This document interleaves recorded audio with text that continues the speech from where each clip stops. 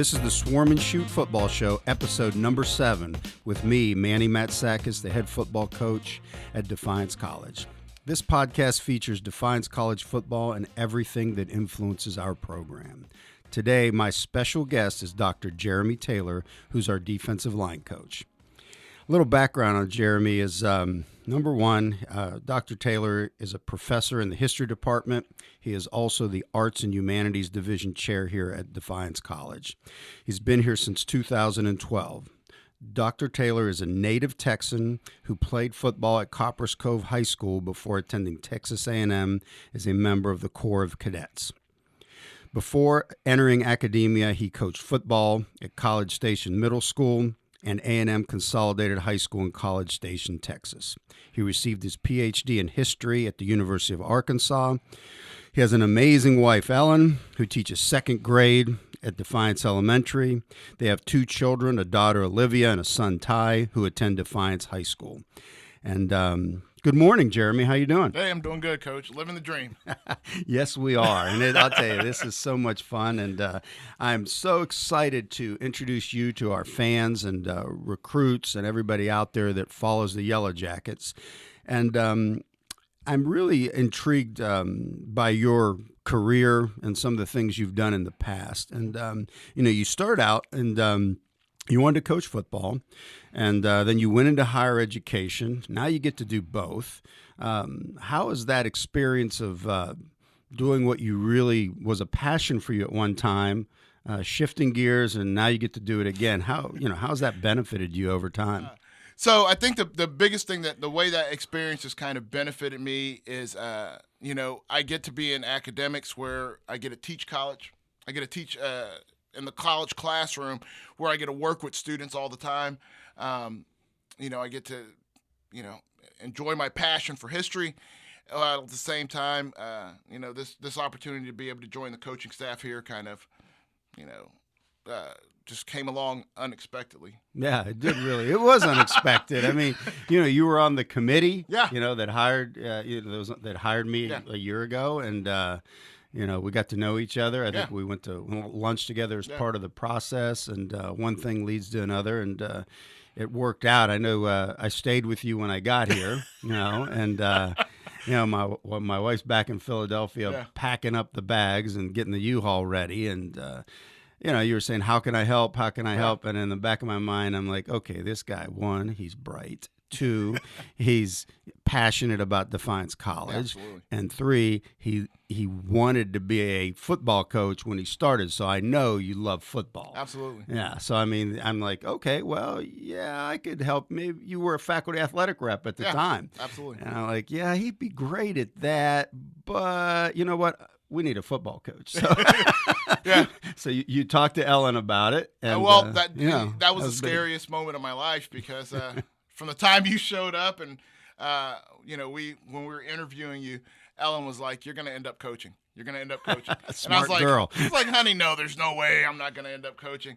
And, as we got to know each other a little bit and I got to see the vision of what was going to take place here at Defiance College, I just knew it's something I wanted to be part of. And, I mean, the whole Copperas Cove, Texas thing, having been, in Texas myself for, a really awesome part of my career, I'm like, hey, this guy knows what it is we're trying to pull off. He will get it fast, and you have. And, another thing that up here in Ohio, guys might not realize this, but, at Texas A&M, you were in the Corps of Cadets, and that's, to me, is extremely impressive. Here in Ohio, there's nothing like that. Absolutely. Tell us about that particular experience and how you decided in college to get involved in that. Well, Texas A&M, the Corps of Cadets, for those of you who don't know what it is it's the largest ROTC military experience outside of the service academies. And so Texas A&M is a very different kind of college. It's based around traditions. And I knew that if I was going to go to Texas A&M, I was going to be in the Corps of Cadets. And so, throughout 4 years, you learn experiences about leadership. You learn experiences first you learn how to follow. Yeah. And then you learn how to lead. And I think probably, some of the biggest experiences, the biggest lessons that I learned out of the Corps Cadets that I still use today are, how do you act rationally to an irrational situation? Being a 24-hour military experience where you're wearing a uniform to class every day, you are waking up early doing physical training. You begin, they ask you things like to have a perfect uniform, to have have no dust in your room. And so, it's irrational to think you can't have dust on a clothes hanger. Sure. Yeah. So how do you act rationally to that? And I use those experiences every day. I feel that being in the Corps Cadets at Texas A&M probably shaped me a lot into what I am today. Well, my experience with the Corps of Cadets, it goes back when I was at Texas Tech. You know? Gosh. Well, I thought we were going to get through this without saying Wes Welker. Yeah, it's funny. I think it was when I was there, we played in College Station. It's a huge game. It was a nationally televised game, and you got the Red Raiders coming in town, and the Aggies were tremendous to say the least. And they always had. We rarely ever out-recruited them. I mean, back in those days, we were both in the Big 12. Oh, yeah. And so when we were coming in there and we're out in pregame, my younger brother, Louie, who is now at the University of Kentucky, is special teams coach there, we're out there getting the guys warmed up, and like the cadets were like literally like guarding the field, like you could not walk onto certain areas. Absolutely. And they had their marching orders. This is how you do this, and I'm like, okay, fine. I hadn't seen it. And I think at that game, former President Bush was at the game. Yeah. So we're sitting there out in warm-ups like, holy smokes, there's a box, luxury box right there. And it wasn't like he was up in he was right down near the field.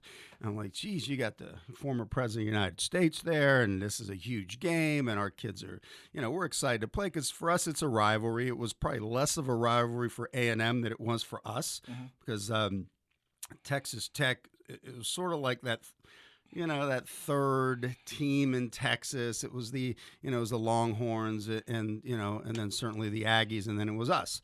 So, we're down there warming up, and it was like, geez, these guys, they wouldn't move. I mean, literally wouldn't move. Y'all were sitting down there. It's like, okay, and you were there at that time. Absolutely. So, it was just an amazing experience for me to be in that stadium where the students, they don't sit down. Nope.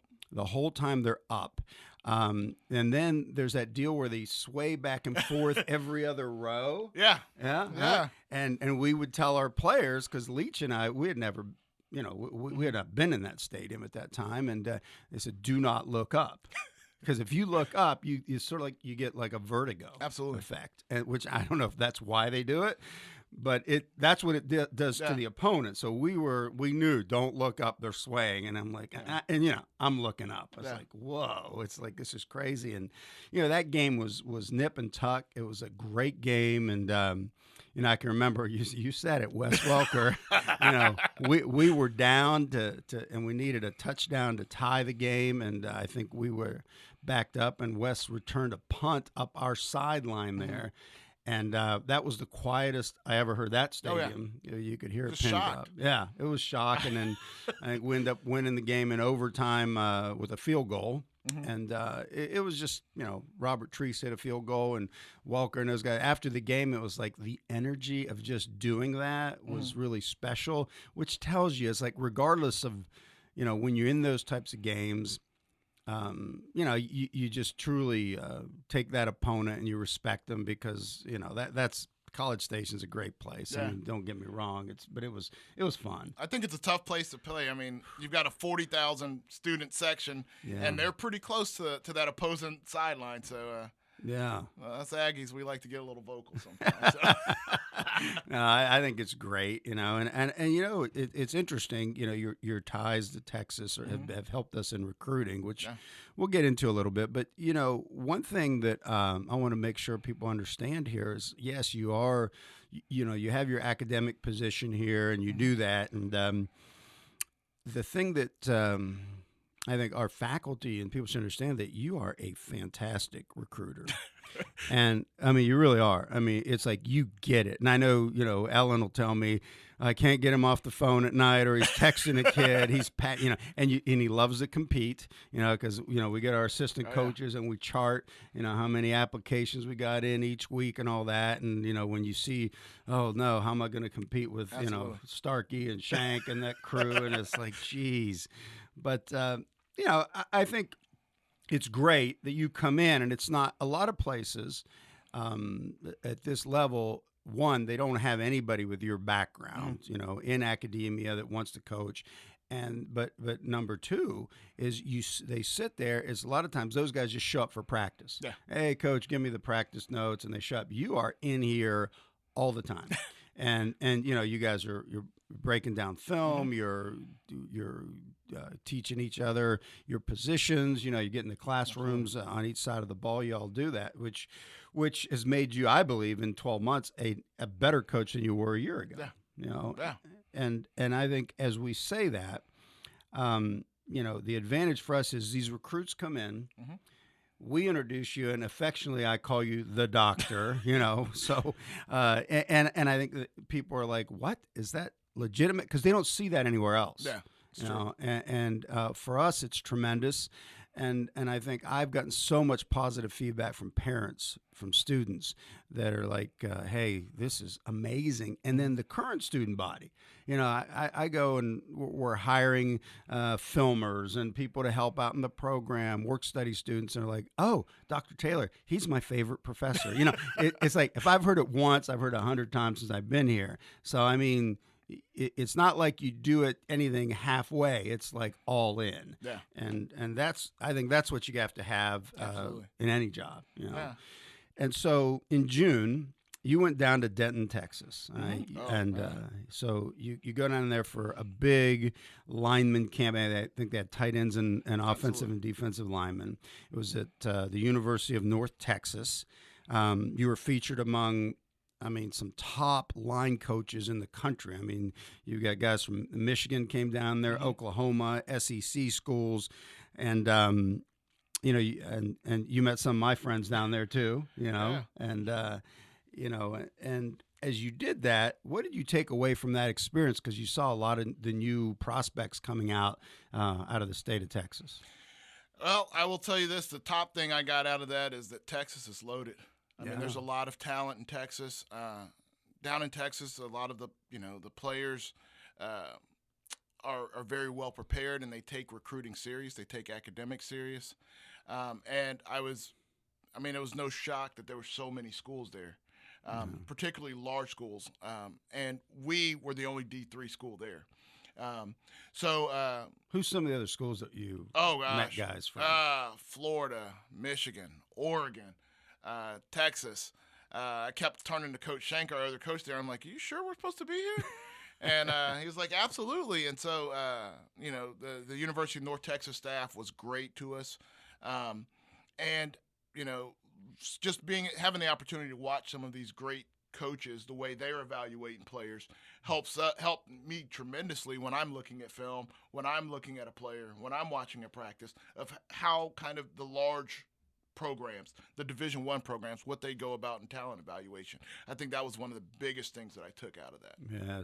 So you met my good friend Ruffin McNeil, right? He's at the University of Oklahoma. Oh yeah, yeah. And how would you come away after you met Ruffin? Well, I consider myself to be a pretty even kill kind of guy, but I've always respected Ruffin McNeil, and so when I got to meet him, I kind of fangirling a little bit, and he's just a great guy, very down to earth, and the crazy thing is he coaches hard.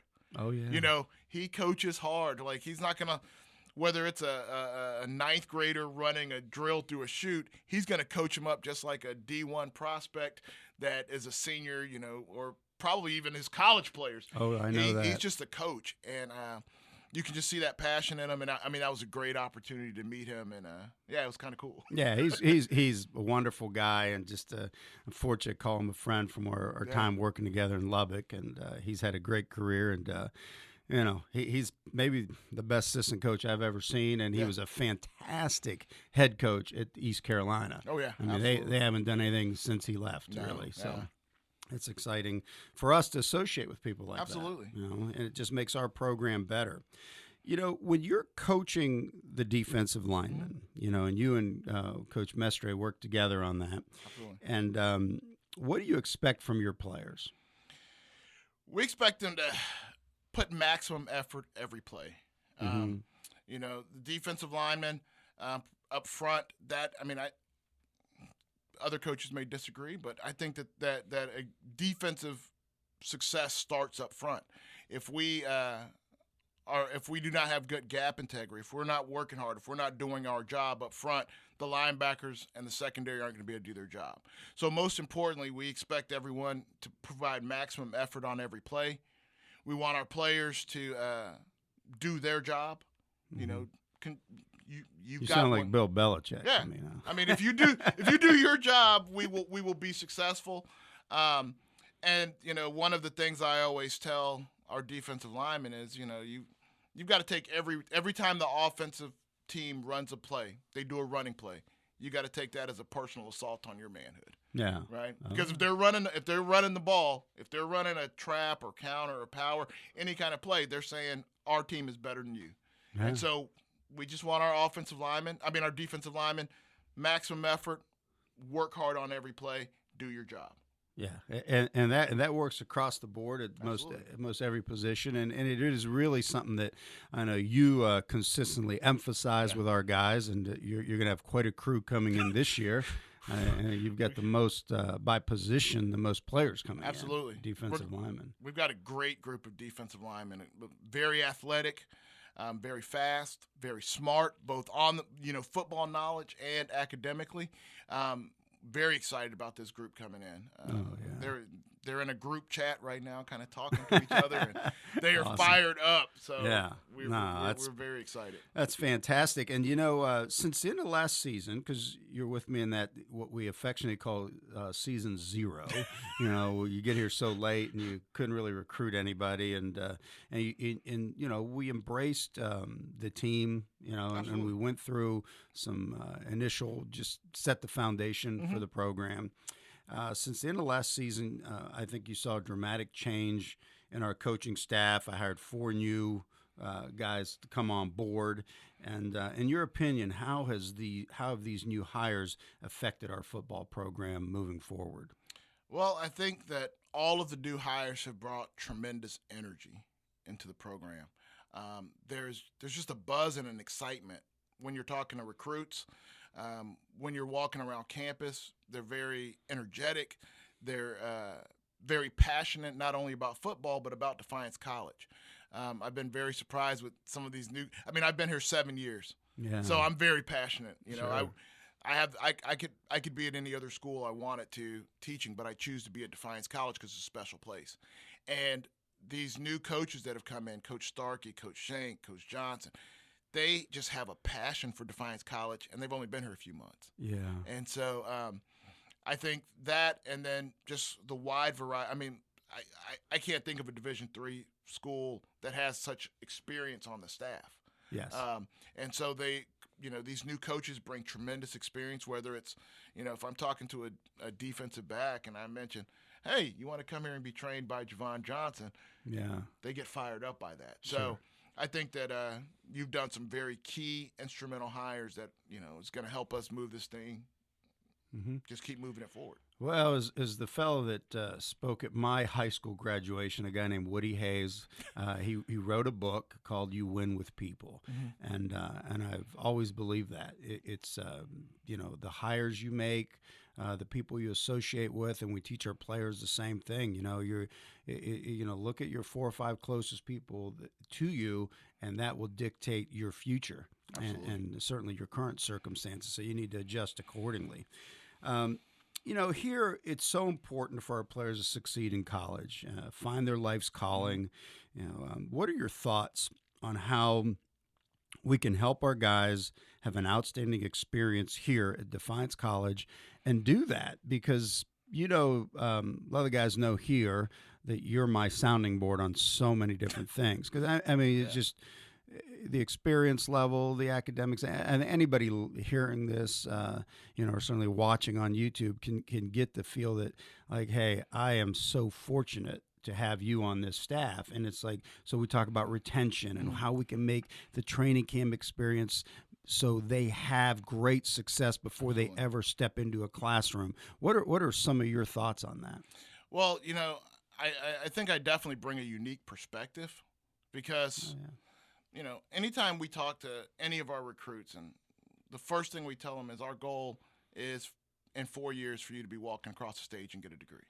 And to leave Defiance College as a more knowledgeable person, someone that has tremendous knowledge, someone that has understanding and empathy in the world, someone that's willing to serve in the world, and someone that's willing to lead in the world. And so I have the opportunity to see kind of both sides of students here. And so I think some of the things that we're doing in the football program that's going to help our students on the academic side are tremendous. Whenever I talk to a recruit or we talk about certain academic programs, I always think, what is this going to look like in the classroom? How is this going to operate with the student side of being a student athlete? And so, I think that of one reason that I decided to get involved with football is simply because your passion and your vision for how we're going to do things academically here. And so, yeah, I mean, I think. Yeah. I mean, that they get the idea of where we're headed with this. And we do, in training camp, I think our commitment to the academic side is very different than most places, right? Yeah. I mean, you talk about, we met this summer earlier with Lisa Crummins-Hancock, right? And she's going to be a key part of this program because we don't just teach football in training camp. No. We teach leadership, self-leadership. Yeah.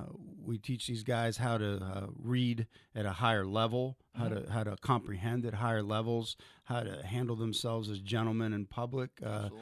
Some of the old days of chivalry are coming back because they need to understand that, hey, you regardless, you open doors for people, Absolutely. and you thank them and you operate in a first-class manner. And that's just part of being here so you can be successful when you leave, because that's the biggest thing, is to hear from these guys 5-10 years from now, hey, coach, this is what I'm doing now. Earlier this summer when we got a chance to meet the 1966 and 1969 teams, those guys from Defiance College that went undefeated, they just had this stretch of just phenomenal football here. I hope in 50 years that, the class of 2023, the class of 2022, that we can go around and see that they've become great men like those classes. And I think that what we're doing on the football side of things and what we're doing in the academic side of things are going to help these students be able to achieve that. Absolutely. And what makes Defiance College a special place for you and your family? Oh, wow. Well, I mean, I think probably the biggest thing is that from a faculty perspective, our administration trusts the faculty to be able to do the things that we think are in the best interest of the students. So, in many schools, if as a tenured faculty member, if I went to the president or the vice president of academic affairs and said, hey, I want to go out and spend a lot of time coaching football, most presidents and vice presidents of academic affairs would say, absolutely not. Yeah. You need to be, you can't do that. Yeah. As a faculty member, as a staff member at Defiance College, you have the opportunity to do whatever you think is to be able to come up with programs or ideas that are going to best benefit the students. So really here at Defiance College, we're student focused. Any decision that's made it has to meet the test of, is it in the best interest of the students? And so I think, Defiance as a community is just a wonderful place to raise a family. I'm from Texas, and as you know, Texans, we we love Texas. We don't leave Texas. Well, yeah, you put the Texas flag on your beer, for God's Absolutely. sake. Absolutely. I mean, yeah, we don't leave Texas. And so for me to willingly be out of Texas, I mean, really, there's no other place I'd rather be. My family's come here. My wife has a great job. She has great coworkers. My kids have great friends. The neighborhood. I mean, the entire town is just a great place to be at. And I feel very fortunate that I'm here at Defiance College. Yeah, and remember, if you're from Texas, the thing I used to always kid my buddy Art Briles was, he's a straight Texas guy, without question, and I'd always say, yeah, I get it. You guys think you invented football down here, but the NFL Hall of Fame is in Canton, Ohio. So get over it and understand that. I mean, Texas is fantastic football, and so is Ohio. Absolutely. And so we have an opportunity to really reach down into Texas Absolutely. and get some great players. Because they come up to Ohio and say, hey, okay, these guys are good up here. Yeah. And it just, I think we get that benefit of, getting some really good players here. Coach, one of the other things, drawing on basically your dichotomy of, faculty and coach and so forth. And, when you, what message would you like if you could just speak to just the faculty? Okay. Here, okay, and say, give them the insight of what you've been able to garner in the last year of what coaching football is like and why we're all in this together, and just let them understand that it's not just a game. Absolutely. And so what would you tell your peers that are faculty here? I will say that our coaches it's a job that doesn't end. Yeah. Like there's no 8 to 5. There's no, there's no, hey, I'm off on the weekends or I don't teach today. Coaching is a 24/7 job. And everyone that is a coach at Defiance College or actually anywhere in America, they're doing it because they're passionate about it. And they're passionate about changing young people's lives, whether it's a volleyball coach or a soccer coach, but particularly with the football coaches. They're passionate about it. When you're working with a recruit, those recruits are looking to you to help them make one of the biggest decisions of their life. Mm-hmm. And so you develop relationships with these recruits. And, I've had recruits this year, send me a text at midnight to say, hey, we just qualified for the state championship or we just qualified for playoffs. I've had some, they text you and say, Coach, I didn't do very good on my test today. And they're looking to you already in that kind of mentor role. Sure. And so being a coach is one of those rare opportunities that you get a chance to be very close with the students coming in. And you begin to mentor them from the time that you first start talking to them. So, I'd tell all my faculty, thank our coach, thank every coach on campus, because when for every student you have in their classroom, they've spent 40, 50, 100 hours working with that student for building a relationship for a year.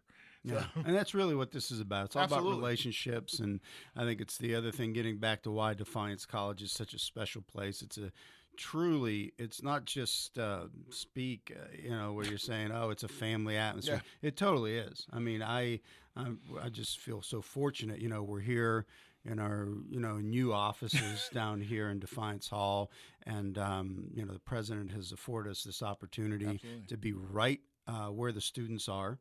And I think our players are going to love it. I think the student body is going to enjoy that because we're in it for everybody that's here, and I just feel things are really starting to come together. Absolutely. Defiance College, one of the big mantras that we use is about relationships, engagement, support. Yeah. Mm-hmm. You're going to have plenty of opportunities to develop relationships with faculty and coaches and staff and the community. You have the opportunity to take what you learn in the classroom and move that out and experience it in the real world and engage with the real world, and you're going to get tremendous support at Defiance College. There's no place like this. Absolutely. Well, there's no question. Thanks, Coach. And I appreciate you coming on for this episode of the Swarm and Shoot Football Show. And if you're listening out there to this podcast, make sure to subscribe in iTunes. Give us a rating. We've got a lot of 5-star ratings, which is fantastic. And you can also comment on the show in particular, just how much you enjoy it. If right now you are watching us on our YouTube channel, what you can do is go to Swarm and Shoot Football Show to find it in YouTube. You subscribe on it, and then there's like this little bell on the side. If you hit the bell, you'll get notifications every time we release a new show, and that will keep you abreast of what's going on in the program. Feel free to comment below this specific show, just on some things that you've enjoyed, whatever insight you may want to give us, because we do read those comments. And get ready, pretty soon, get ready for the Swarm and Shoot weekend, which is actually starts our home opener Thursday night. We will play at Defiance High School. And the cool thing is we're playing Manchester at 7 p.m. We expect a capacity crowd, and that'll be a lot of fun for us. And then the next morning, Friday morning, we have our Swarm and Shoot Golf Scramble.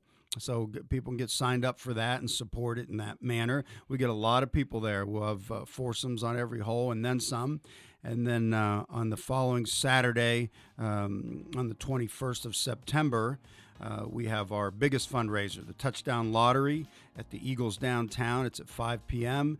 And all that information is on our new website, swarmandshoot.com. You can sign up on there. You can get more insight. It has so much great information for you. And so we'd like to make sure you sign up for these events, and let's swarm and shoot together. Join us next week to meet our graduate assistant, Brian Mestre, and I think you'll enjoy that episode as well.